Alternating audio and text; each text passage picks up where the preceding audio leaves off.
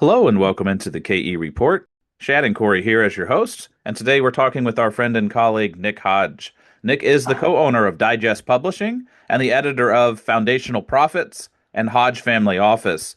And we'll put a link down below so you can follow along with the whole suite of offerings over at Digest Publishing. And Nick, it's always great getting you on the show. Once a month is our cadence just to talk about some of the macro developments on the economic side driving the markets, and then obviously rolling down into the commodity sector and the resource stocks we all follow. Let's start off macro. We were talking off mic a little bit about the lay of the land as far as inflation being stickier than a lot of people expect, but growth also being better than a lot of people expect, creating a weird kind of tug of war between growth and inflation. And then that brings Fed policy, monetary policy into the queue. What's your outlook on the economy right now? Well, it's mixed, obviously, and has been going sort of back and forth in terms of sentiment and thought process on inflation.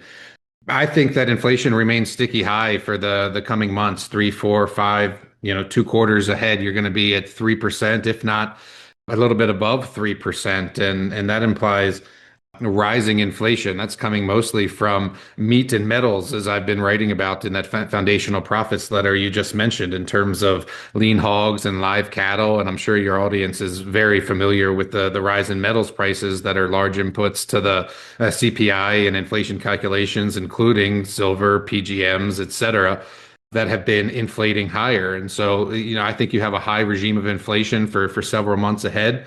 The question is whether growth can outpace that inflation, and I think it will. I think you'll see growth, closer to 3% for the third quarter when it comes out here at the end of October, October 30th. We're supposed to get that number, and I think that that's going to be enough to carry the market, the overall stock market, and the index is higher. I think it outpaces inflation. I think you get a pull through or a flow through of the higher prices from tariffs that then abates in sort of the first half of 2026, at which point you will likely see a cooling of inflation, and you get a stock market that rips even higher than it has in 2025, at least in Q1 and early Q2 2026, which is as far as my binoculars reach. Inside of that, there's many other things going on. You've got a near 100% probability of a rate cut next week, and then another one before the year is up. You'll have earnings season in November, which should be good for the golds. Maybe we can expand on that. But I see a robust economy, as I say, 2 to 3% inflation, and tiptoeing or oscillating or seesawing with growth and stagflation, depending on the inflation prints that we get. So a bit of a muddied outlook out there, and I think you're seeing that expressed in the market as well, given the sell-off of the past couple of days, given the VIX escalated, which is outside of the metals market over the past 2 weeks and is now cooling off. And so there's a lot going on out there amid a government shutdown that is approaching its third or fourth week. So happy to talk about wherever you want to go from there. Nick, on that stagflation front, boy, oh boy, we're hearing a lot about stagflation. A lot of people think inflation will continue to tick up because of more of the tariffs getting passed on. A lot of people are looking at the job market, saying that is still generally weak, but it's not crashing. But I think you're a bit of an outlier on that economic growth side of things. And the whole stagflation, what, when it comes to stagflation, is concerning? Is it if inflation is just slightly higher than economic growth, or if there's a big delta between the two that could actually matter for markets and investors? It's the rate of change that matters, right? How it's expanding or shrinking quarter to quarter, not necessarily the overall direction, although the direction is important as well. So in terms of inflation, it's sticky high, but it's not like ramping up super fast. Like that rate of change isn't super high. In Q2, it was 2.4, 2.5%. And in Q3, it's likely going to be 2.9 or 3%. That's not like a huge move higher, but it is higher, right? So it's the rate of change isn't growing as fast.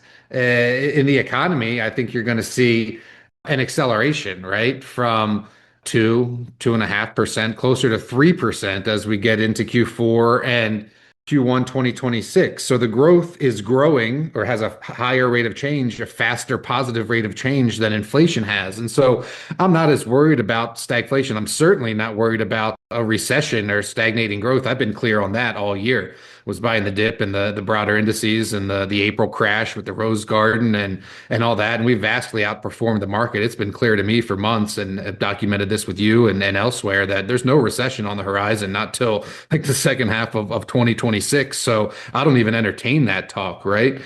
I think a lot of that comes from political disdain and folks that don't like Trump or don't like the way he operates and view the market through that lens. But that's not the correct lens through which to view the market. It's numbers. And the numbers say growth is going to expand. It doesn't matter what that's attributable to, which lots of people like to debate. I've heard talk that it's, all coming from data centers or AI or whatever it is. And I don't really care about that. All that matters is the number, and the GDP number is going to be positive. So can't really be more clear on that. No recession this year, no recession in the first half of 2026. And growth remains at a higher rate of positive change than inflation does. Yeah, Nick, you've been spot on with that all year and really last year too. And when a lot of people were claiming the sky was falling and that the markets were imploding and that everybody was leaving the US, you've been pretty consistent that the growth was going to be there in the GDP, and it has been. And you've also been pretty clear that you thought, in general, we're part of a commodities super cycle where we're seeing a reflationary trade, and that reflation is showing up in real things. Like you're saying, in the meats and the metals. Let's talk about the metals since that's the world we swim in. They've had an amazing run all year. I mean, gold and silver, well, let's maybe start there with the precious metals, but we could parlay it out into platinum and palladium running. We could talk about the fact that copper stayed resilient, near $5. We saw some amazing moves in the critical minerals, whether it's tungsten or antimony or rare earths or you name it. But overall, a lot of these metals started correcting the end of last week and into this week, and we saw the precious metals pull back. Let's start with gold and silver. What do you make of the pullback?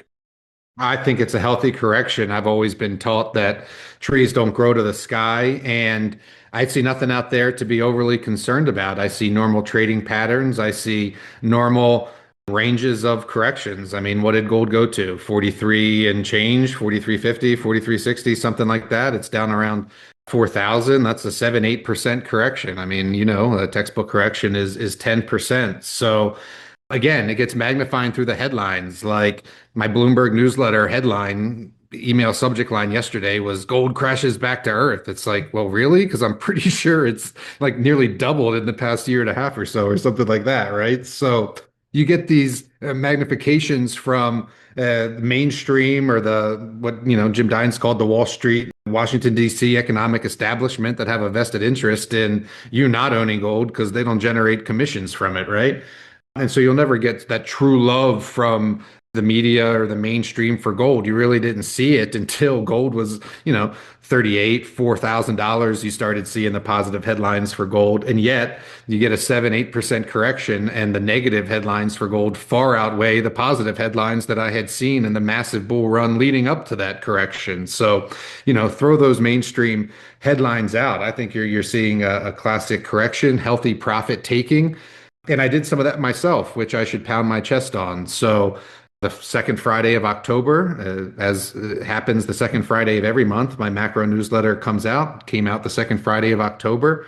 And I noted for those readers that, our gold and silver positions in terms of GLD, GDXJ, and SLVR, they were some 40% of our portfolio. And, any money manager, someone who really manages a portfolio will tell you that's a bit overweight, more than a bit overweight, I'd say. And so, before this correction happened, not that I'm the greatest market timer, I'm not claiming to be, but it was evident to me that with just a couple of precious metals positions at 40% of our portfolio, that it was time to take some off the table. And we did that.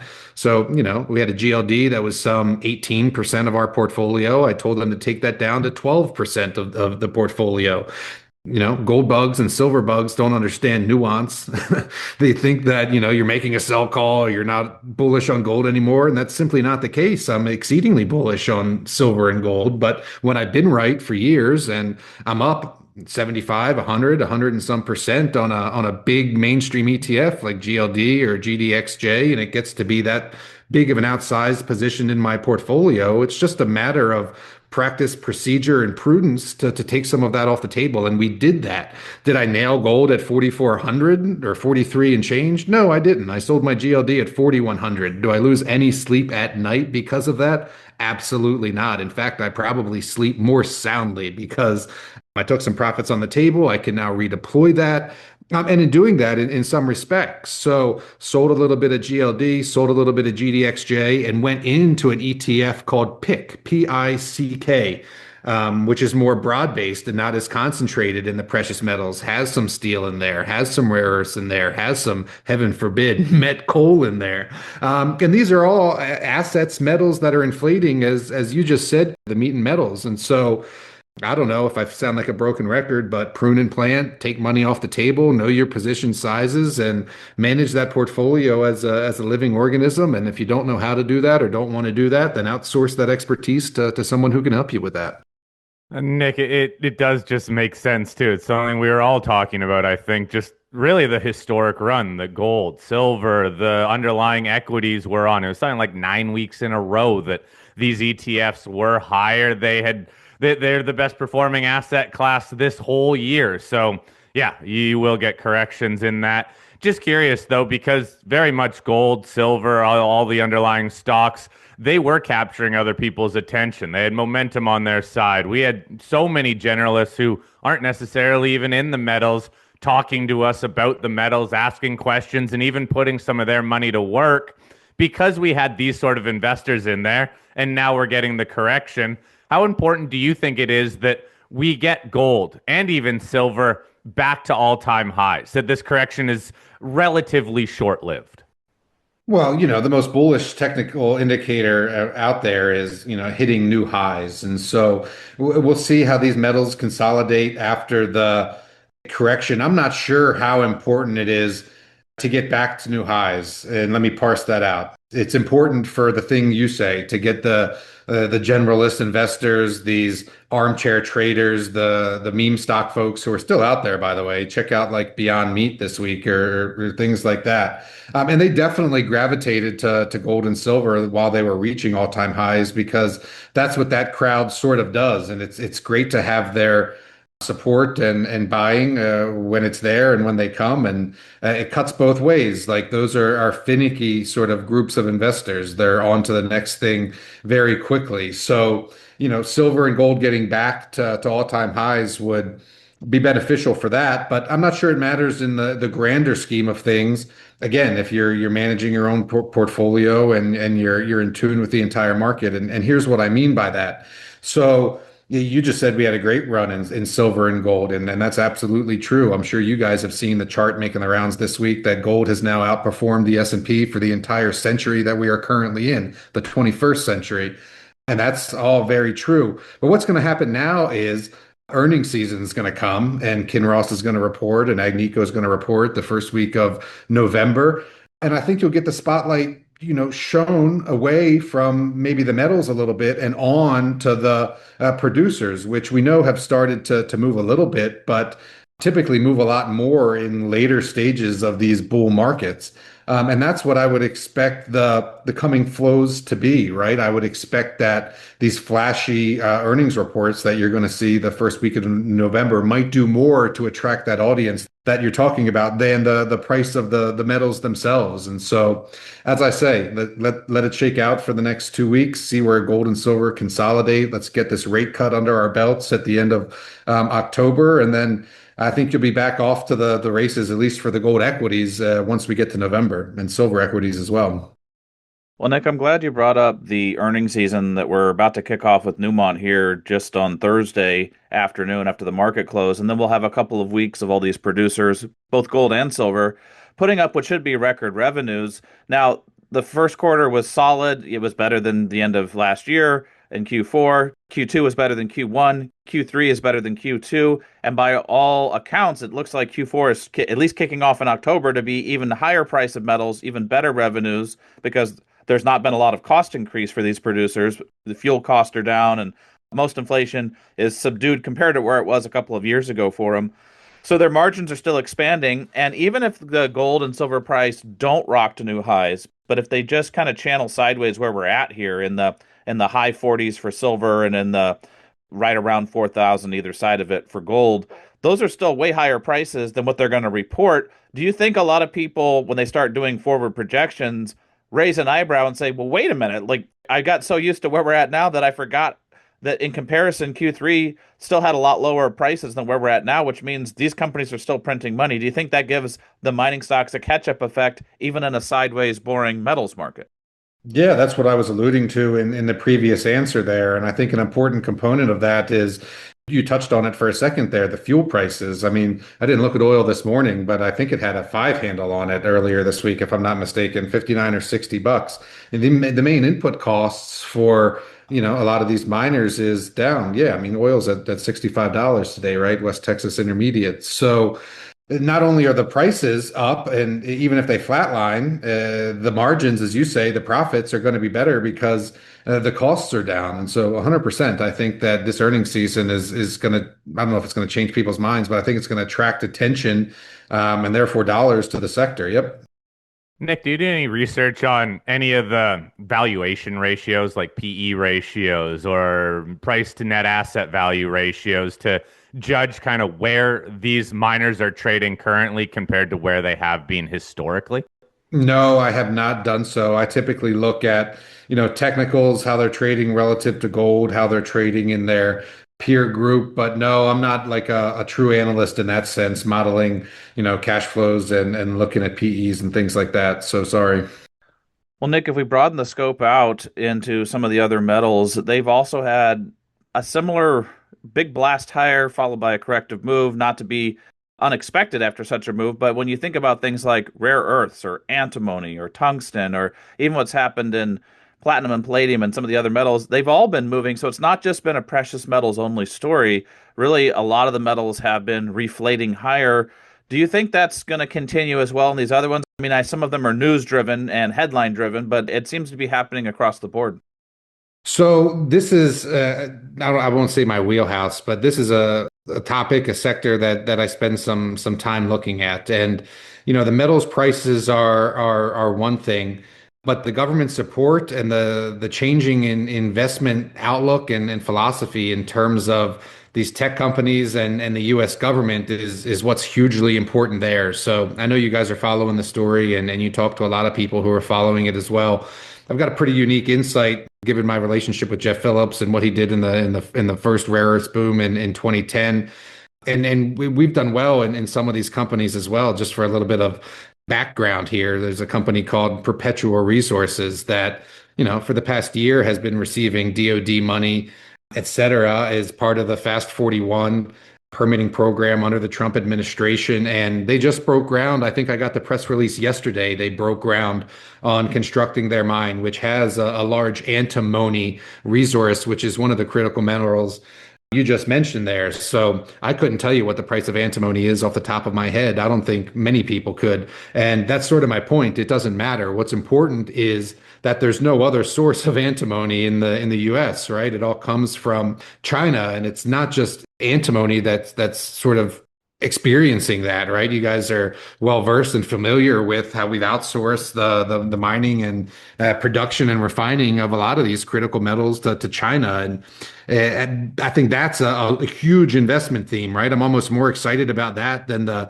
precious metals because you see the amount of money that's coming to this sector. Last time we all spoke a month ago, I was mentioning how Lithium Americas had doubled overnight because the government was going to take a stake. We've seen the deal that the government did with MP Materials, giving the money and a price floor. And that's just cascaded. Like we had Trilogy Metals over the past couple of weeks here that's done the same. And now when I wake up in the morning, it's one or two a day companies that are getting selected for this Fast 41 permitting. So, and that's what's exciting. Like the company Perpetua I've been involved with for 12 years. Like I toured that property in 2013, I'm pretty sure it was. And, mentors of mine were telling me, like, you couldn't get people, you couldn't give the stock away at $3 and $4. And it was a $40 stock last week, I'm pretty sure, right? So that's going to happen in other metals and other companies. And that's where I'm really focused right now is on this Fast 41 permitting and this government money that's coming because these stocks are doubling or better overnight in some cases. I mean, taking it to the rare earths, I've been telling you guys about Kotek Holdings for a year now. And, I was actually away hunting in Montana last week and didn't have great internet access. And I happened to come across some access and I looked one day and Kotek was up like 80% on the day one day last week or the week before. And I think you're gonna see this continue because of the inertia that's been created over the past decade outsourcing all this stuff. It takes time and a lot of dollars to get mines online, get them permitted, and get them built. And you can see the expedited nature unfolding in front of your eyes. I've often said, going back to Perpetua, that my daughter's in fourth grade and she's going to be 10 next year. She's 9 right now. They went into permitting the year she was born. So 9 years in permitting for a resource that the Department of Defense is absolutely desperate for. I mean, that's asinine, right? And so that's starting to change now. If you go to the Fast 41 permitting thing, the website, you can sort by sector. I was doing that last night for fun, and you can sort by mining, and you can see all the projects that are getting this expedited permitting process. Resolution is on there, the giant copper mine in southwestern Arizona, and it's across the board. I think I've mentioned a company called Headwater to you before, Headwater Gold, which has JVs with Newmont, Oceana, has Centerra as a main investor. They're drilling multiple projects right now, and we're selected this week for a Fast 41 track for a gold project in Nevada. So, and that's a stock that's gone from 20 or 25 cents to 60 or 65 cents just in the past couple of months. So I've given you a long and rambling answer, but whether it's tungsten or antimony or rare earths or tantalum or cesium or whatever it is, right? The government's not done. The inertia is 10 or 15 years in the making. And, what's the Doug Casey saying? Good luck getting the Hoover Dam through a garden hose. So, Nick, in terms of the rare earth stocks, the ones that have been on some of those major runs, I'm assuming you're still holding through this volatility because, boy, oh boy, some of them, yes, they've gone up 10 times, some of these stocks, but a lot of them have also pulled back about 40% from those levels. Yeah, 100% sticking with it. I mean, go back and look at 2010 to 2011. This isn't a 3-month thing. And it seems to be a little bit different this time, right? Like you had a year or two run back then, 13 or 14 years ago, and nothing really happened, right? And the government didn't do anything about it. That's what's different this time.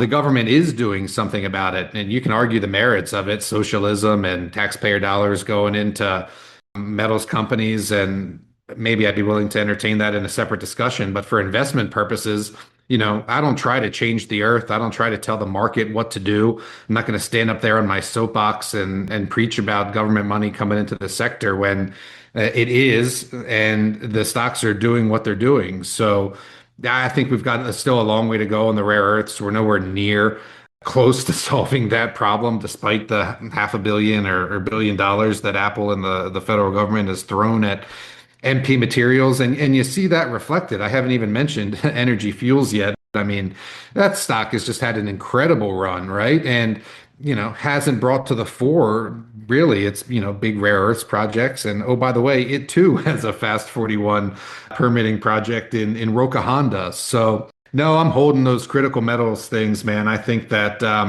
Uncle Sam and, as I've been calling President Trump, Daddy Warbucks, still have some checks to write.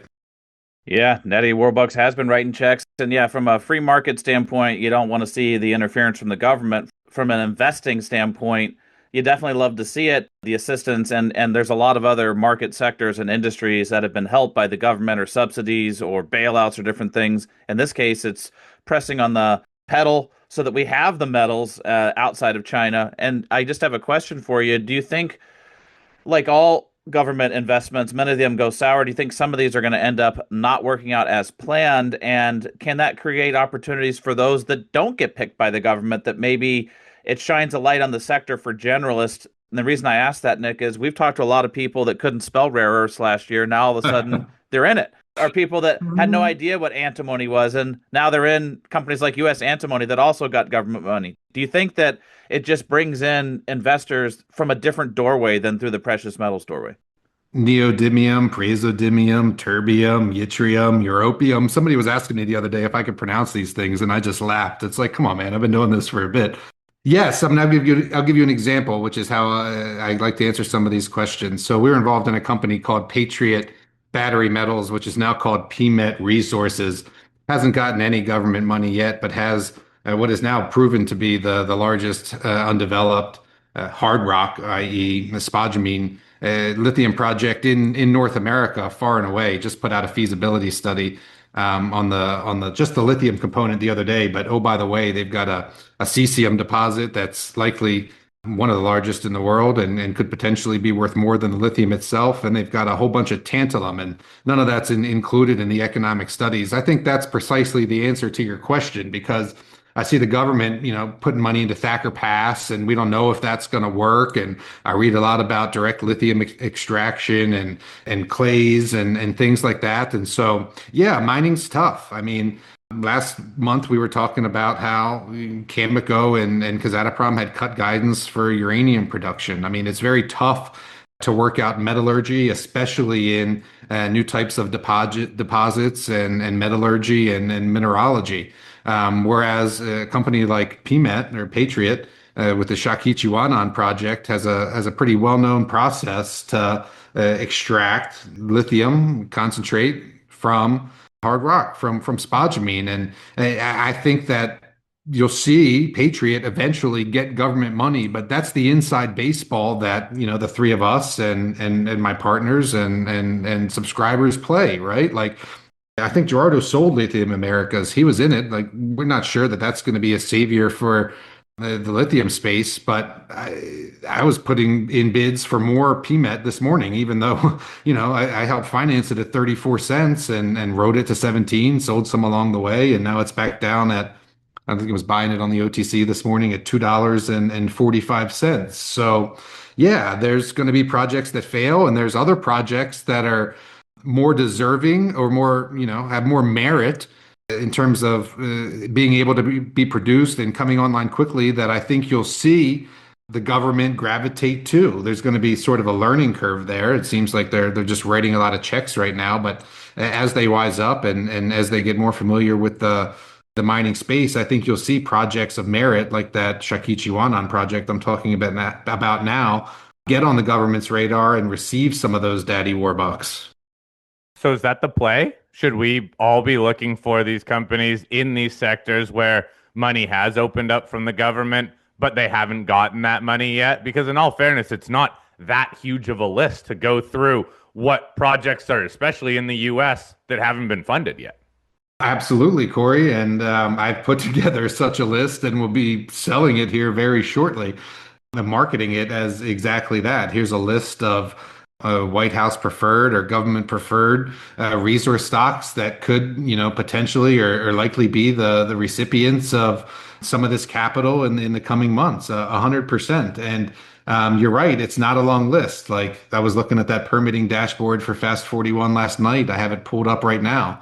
If I sort by sector, mining, which I just clicked and apply it, you get 3 pages of 20 results. What is that? Less than 60 projects, right, that are on there. And obviously there's, thousands of mining equities out there to choose from. And so identifying which ones could potentially be a recipient of this support is definitely a worthwhile strategy to pursue in the current environment, given what we've seen from the response in the equities that have already gotten that money, i.e., or e.g., in this case, for example, MP Materials, Trilogy, Lithium Americas, U.S. Antimony, and on down the line. I mean, the pattern is pretty clear. And to quote Mr. Dines, as I often do, don't think, look. Well, Nick, as we look and we see these companies, let's just say these 60 mining companies on the Fast 41 permitting fast track or getting government funding or some kind of partnership with industry is another big one, industry coming in and partnering with mining companies. We've seen that the last couple of years.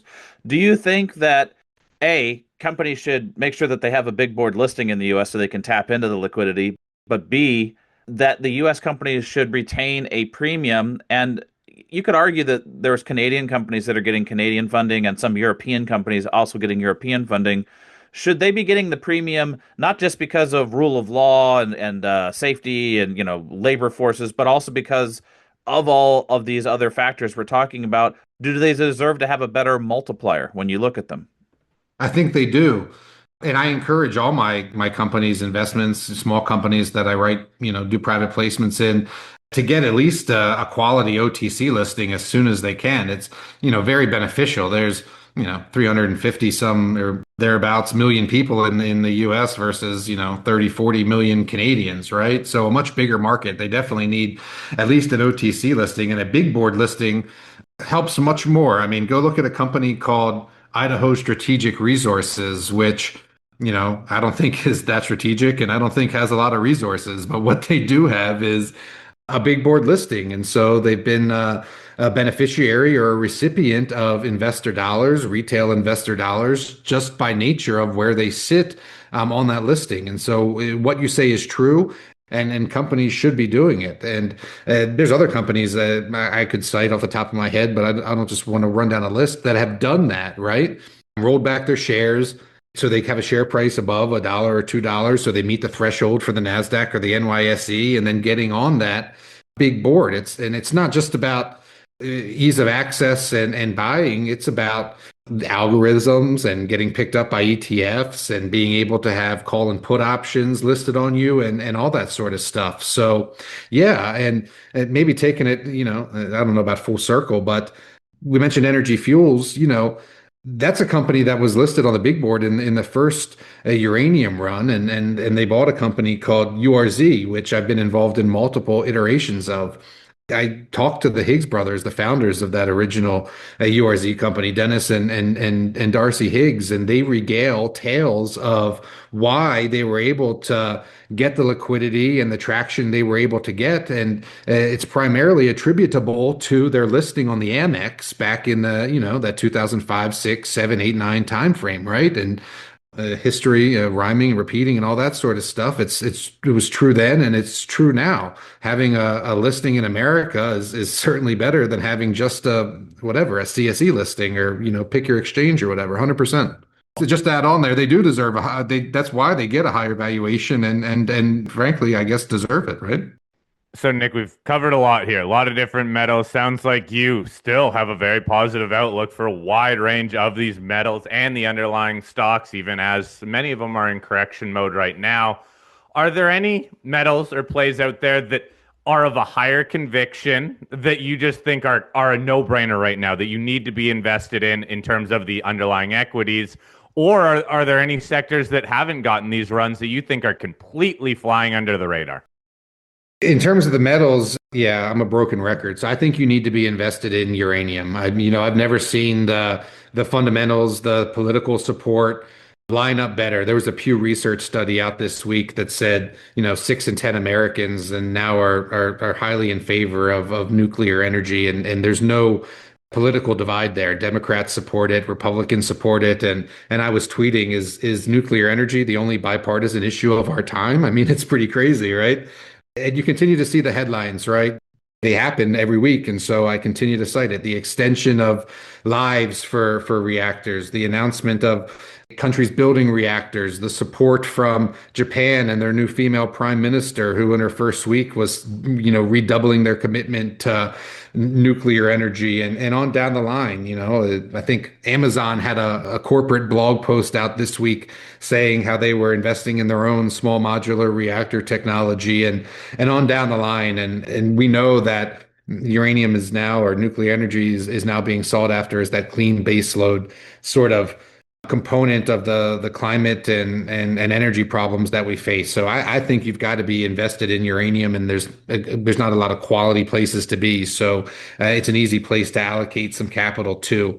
Things that have been left for dead. I think lithium. I already talked about Patriot, but you've got a ton of lithium carbonate still down around $10,000 a pound. I see fully permitted projects like Critical Elements, Rose Lithium Tantalum project, for example, that's got absolutely no traction, hasn't participated in this critical metals run of the past, whatever, 3, 6, 9 months, remains below 50 cents. And this is a stock that was, over $1 or much higher in the lithium boom of 2020, 2021-ish, right?